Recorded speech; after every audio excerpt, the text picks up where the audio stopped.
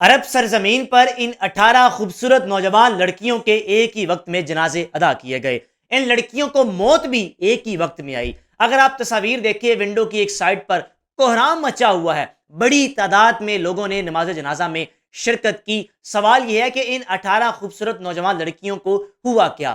اگر ماں باپ کی ویڈیوز دیکھیں تو یقین جانیے دل دہل جاتا ہے۔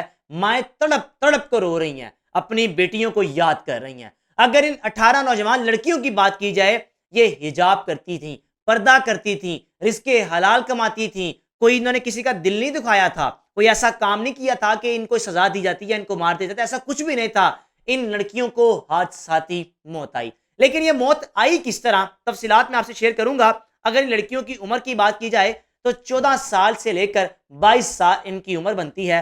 عرب کا شہر ایجپٹ میں جناب علی ہوا کچھ یوں۔ پاکستان میں آپ رہتے ہیں، پاکستان میں آپ رنگ روڈ پر ٹریول کریں، آپ موٹر وے پر ٹریول کریں، کوئی بھی آپ کو موٹر وے یا رنگ روڈ پر ون وے چلتی ہوئی گاڑی نظر نہیں آئے گی۔ ہاں، پاکستان میں مختلف روڈز میں آپ کو نظر آ جائے گی، وہ ایک الگ چیز ہے، لیکن رنگ روڈ پہ یا موٹر ویز پر آپ کو کبھی بھی ون وے پر چلتی ہوئی گاڑی نظر نہیں آئے گی۔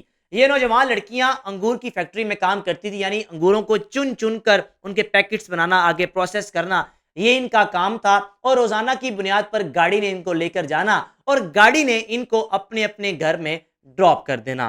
جناب، 2 دن قبل یہ لڑکیاں واپسی اپنے گھر جا رہی تھیں۔ رنگ روڈ پر رونگ سائڈ سے آتا ہوا ایک ٹرک ان لڑکیوں کی بس سے ٹکرایا، جس میں 19 لڑکیاں سوار تھی، ایک ڈرائیور تھا، ایک لڑکی جو کہ اس وقت شدید زخمی ہے۔ ڈرائیور بھی جان کی بازی ہار گیا، یہ 18 لڑکیاں بھی جان کی بازی ہار گئی۔ اور پھر اس کے بعد جو وہاں کے ٹرانسپورٹ کے وزیر ہیں، اگر ان کے نام کی بات کی جناب علی، ان کا نام ہے لیفٹیننٹ جنرل کامل وزیر۔ ان کے بقول کہ ہوا کچھ یوں کہ جو ون وے آ رہا تھا بندہ، وہ ڈرنک تھا یا اسے نشہ کیا ہوا تھا یا اس کے پاس لائسنس نہیں تھا، یعنی یہ شخص یہ بات نہیں کر رہا کہ ون وے سے آ کیوں رہا۔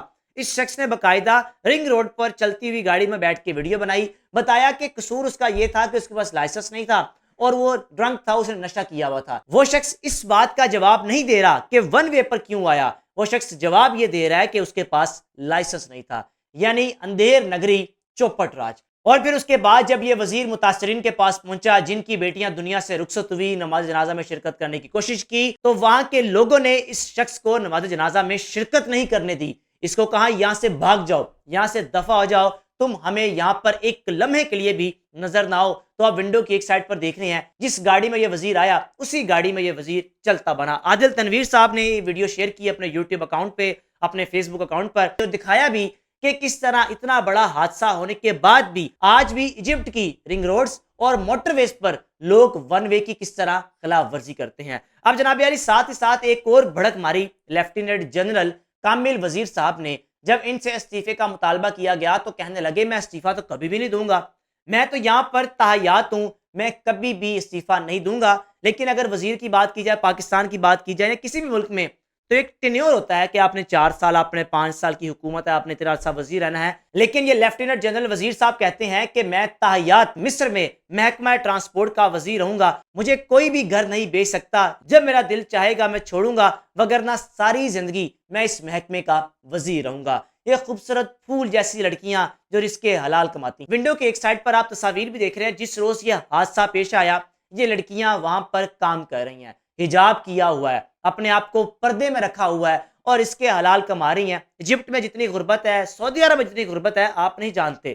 بات صرف وہی آ گئی کہ دور کے ڈول سہانے۔ آپ کو یہ لگتا ہے کہ سعودی عرب میں غربت نہیں ہے یا مصر میں غربت نہیں ہے یا فلاں ملک میں غربت نہیں ہے، غربت ہر ملک میں ہوتی ہے۔ یہ صرف ہمارا ایک مائنڈ سیٹ بن چکا ہے کہ پاکستان میں کچھ نہیں ہے، پاکستان کے علاوہ پوری دنیا کے حالات ٹھیک ہیں۔ اپنی رائے کا لازمی اظہار کیجیے گا۔ میزبان کو اجازت دیجیے، اللہ حافظ۔